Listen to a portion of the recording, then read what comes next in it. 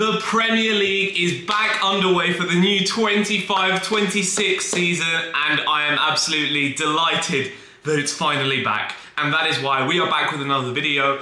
And today we are discussing managers, the 20 managers in the Premier League, and we're going to go and rank them tier list style to see who the best managers in the league and who the worst are. Now, the categories that we have for today are world class, double decent, solid mid-table, bang average, and get in the bin. These are the 20 managers that are currently managing in the league. Obviously, we're expecting some manager sackings at some point soon, maybe. There are already a few managers that are on thin ice and could be getting sacked quite soon if results don't improve. And we're going to go and rank them tier list style and see who the best managers in the league are. Let me know in the comments about any disagreements. If you think that my ball knowledge is absolutely terrible about these managers, they're in random order, so let's just get into it because I'm delighted to talk more football, more Premier League. It's finally back. Honestly, last week, Liverpool-Bournemouth opening game Friday night was absolutely amazing. Just so glad that the league is back, so glad Liverpool are back. But we're actually starting off with the Tottenham manager. He's the first manager here, and that is Thomas Frank. Just moved from Brentford to Tottenham. He's had a good start. The Super Cup, they lost on pens, but they played very well against PSG, and they beat Burnley at the weekend. He's done amazingly well for Brentford, got them promoted to the Premier League, and he has sustained them in the Premier League. Brentford are not a Premier League club. They don't have a crazy fan base. They're not a massive club with great history, but they've got very good owners. They're very well run, but Thomas Frank was the man who everything was revolved around, and how well he's done there. Even when he lost his best players like Ivan Toney, he managed to find other players to replace him, like Yoane Wissa, who now is probably going to get himself a big move to Newcastle. He got Bryan Mbeumo a big move to Manchester United, right? He's done really, really well. I remember his first ever game in the Premier League when they beat Arsenal. He's a really good manager. He's going straight in double decent because I think he's going to do really well at Tottenham. I just think he's a really, really solid manager who needs to belong very high up in this. Next up, we've got Eddie Howe, who is a very similar level manager, in my opinion, to Thomas Frank. He came into Newcastle when they were bottom of the league. Everyone said they were already relegated, just as they got taken over.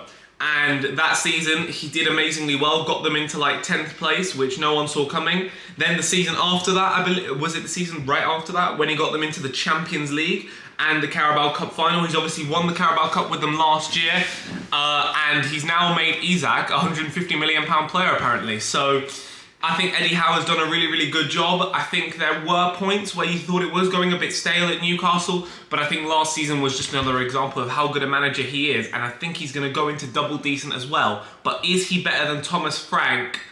I don't think he is. I'm going to have him below Thomas Frank, and that is with him winning a trophy, and Thomas Frank hasn't won anything yet. But I just think that Thomas Frank is just a more solid manager, and I think for what he's done at Brentford, you just can't ignore that. A small club like Brentford, how he's managed to transform them, and we're going to get onto the current Brentford manager soon, because there could be trouble there. Next up, we've got Vitor Pereira at Wolves, who transformed them last year. They were looking like they were going to go straight down, 20th place under Gary O'Neill. Vitor Pereira came in, and Wolves really picked up their form, and they're now looking like a really decent team. Matheus Cunha was on fire under him. I don't have too much to say about Vitor Pereira. I think he's a very good manager, but there will be better. So he's going to go either bang average or solid mid-table. This is not set in stone. It could change, but I'm going to put him in bang average for now. Next up, the current Brentford manager, Keith Andrews. This was a weird appointment by Brentford. He's had no experience managing at the top level. Brentford have just lost Mbeumo, their best player. Wissa, they're probably going to leave. Norgard, their captain and their manager. They've replaced him by the set-piece coach, who is also the only person that Thomas Frank did not take with him to Spurs. For me, I'm sorry, Keith Andrews, but you belong in the bin. He's had one game at Brentford and it wasn't very good from them. Maybe he can turn it around this season, but it's going to be an uphill battle for Brentford to stay up, and Keith Andrews really needs to prove himself. But for now, I just haven't seen enough. He belongs in the bin. Next up, Enzo Maresca, the man who is now a Club World Cup and a Conference League winner with Chelsea. One season at Chelsea, got them in the top four. He's doing really, really well. He was at Leicester obviously before that, got them promoted. I think he's a really solid manager. I think he belongs in the double decent tier next to Frank and Howe. Now, we can readjust the order later, we will see. But maybe just because Enzo Maresca hasn't been doing it for that long in terms of longevity, he maybe has to be slightly below them too. Next up, Unai Emery. This man is going straight in the world-class tier. He is our first inductee into world class. I think he's one of the best managers in the Premier League. 4-time Europa League winner, including 3-time back-to-back with Sevilla. Got Villarreal to the Champions League semi-final, and they put up a very good fight against us in that season. They knocked out Bayern Munich. His Aston Villa team has done very, very well. He transformed them. When Gerrard was there, they were looking like they were going to go straight back down. And Unai Emery came in, and he's now got them in the Champions League. They did very well in the Champions League last year as well. He's a serial winner. Honestly, I think his spell at Arsenal is a bit underrated. I think it was always tough to follow up Arsene Wenger, and he wasn't that bad. At PSG, he won the league. He was okay there, although it wasn't his greatest spell. But I think his record in the Europa League, in Europe, is just really, really solid. And for me, he's one of the best managers. He's going in world class. Next up, the FA Cup winner, the Community Shield winner, Oliver Glasner, and the Europa League winner as well with Eintracht Frankfurt. This man is one of the best managers in the Premier League as well. I don't think he's quite in the world class bracket yet, but I'm going to put him top of double decent. I think he is an exceptional manager.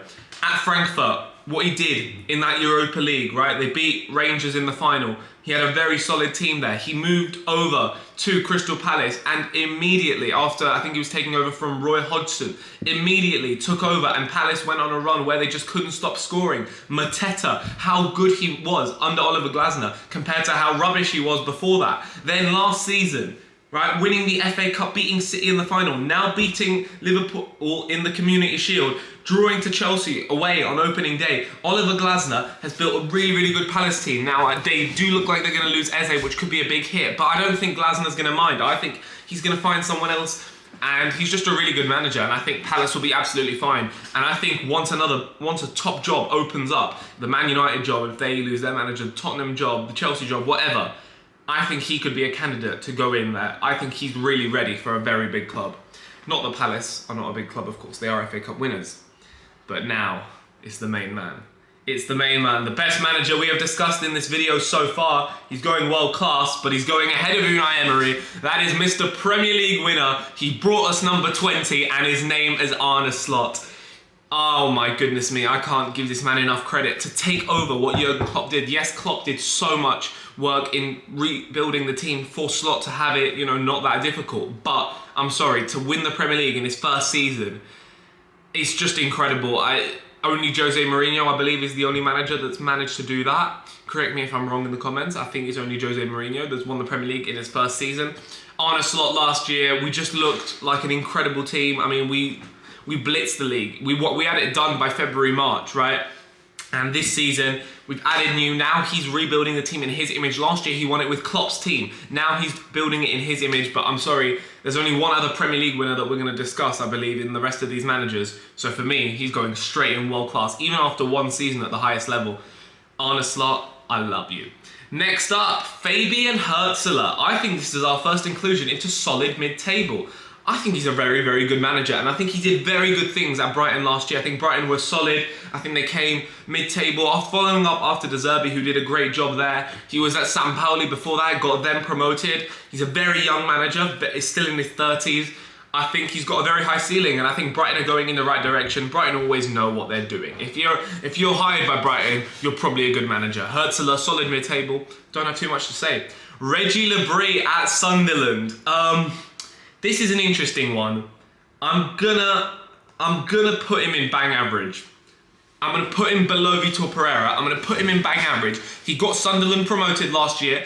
Some would say prematurely. I would agree. I don't think they were quite ready enough, maybe, for the Premier League. But first game in the Premier League, 3-0 to West Ham. Really impressive, and I actually really like him. I think he's got a high ceiling, and I think Sunderland, what they're doing is great, and I think he's going to keep them up. So I don't think he belongs in the bin. I think he's going to go and bang average, but I will be honest, I don't know too much about him. So that's someone that I need to get more familiar with this year. Pep Guardiola, I mean, does anything need to be said? Put him number one. Put him number one, and he might be number one in history.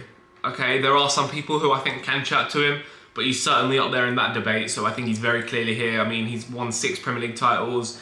What he did at Barcelona, Bayern Munich, I mean, can we just move on from this? I think this is quite self-explanatory. Pep Guardiola is easily number one.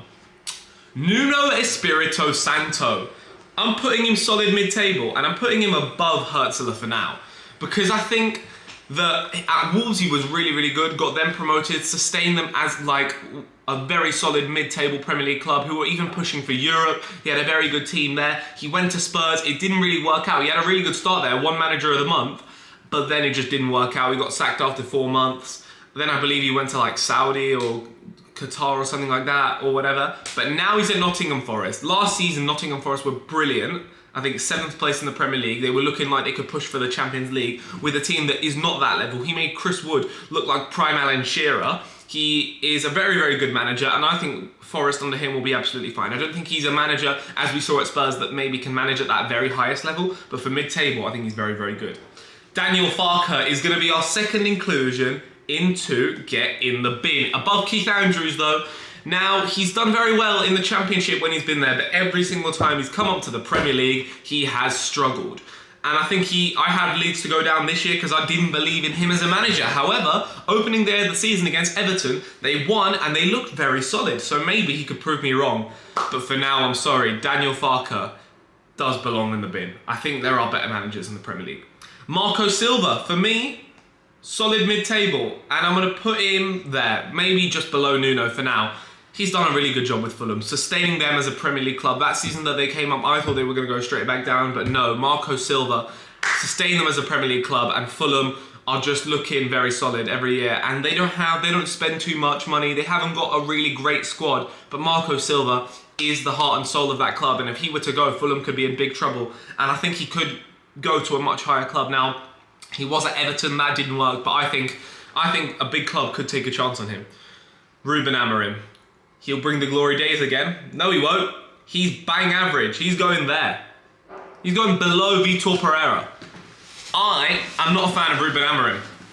And this is not Man United bias or like hate Man United. No, I think Ruben Amorim last year, taking over from Ten Hag, who I did not rate either, but Man United finishing 15th in the Premier League and losing a European final to Tottenham, a team that don't win trophies, that came 17th in the Premier League, is just unacceptable. For me, it was a sackable offence. He should have been gone this summer just for that. Like, genuinely, like, and this style of play, this 3 at the back, I'm not sure it works. I'm not sure how much time he's going to have at Man United to implement it, but he needs to start producing results quickly. Man United in 15th is a sackable offence. I'm sorry, there's no two ways about that. Just for that, he's bang average. He did well at Sporting, that is for sure, but I honestly don't think he's that great.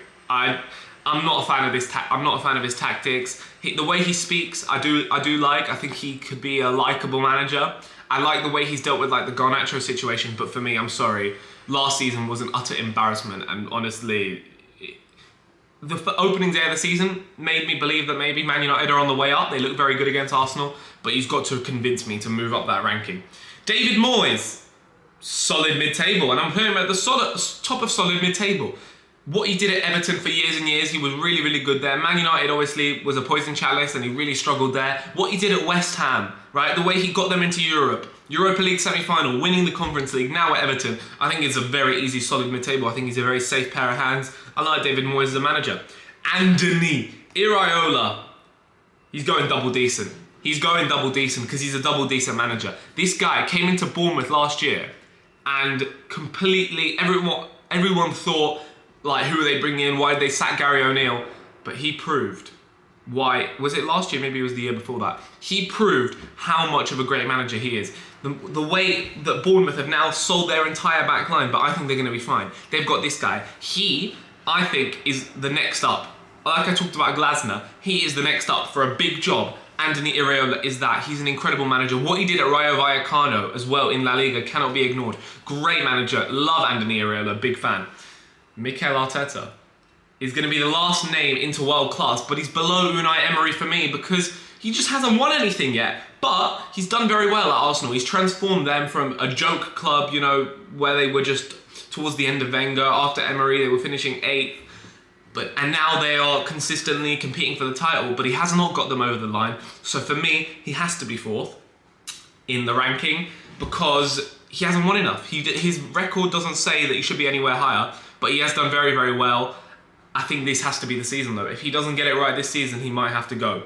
Scott Parker is going in the bin. I'm sorry, I haven't seen enough at Premier League level to put him anywhere else. Very similar to Daniel Farke, and I think Burnley are heading straight back down this year. And then the last name is Graham Potter, and he's going to go at the bottom of bang average. What he did at Chelsea was terrible, right? At Brighton he was solid, but De Zerbi came in, they got better. Hertzler came in, they got better. And he had players like Caicedo, McAllister, he had a very good team. So I think that's maybe overrated, his time at Brighton. His time at Chelsea was a complete and utter disaster. He had them 14th in the Prem, right? It was terrible. And now at West Ham, it looks really poor. Last season, it was poor. Opening day, 3-0 to West Ham, 3-0 to Sunderland, and West Ham have a good team. I'm not a fan of Graham Potter. Now let's readjust this list to see if it's correct. Keith Andrews at the bottom, I'm happy with that. Then Scott Parker, then Daniel Farke, then Potter, Labrie, Amorim, Pereira, Hertzler or Marco Silva. I'm going to go with Marco Silva for now, just because more experience. Then Nuno, then Moyes. Maresca, Howe, Andoni Iraola. I think Iraola has to be there, above Howe and Maresca for me. I just really like him as a manager, and I think he's got much less resources than the other two.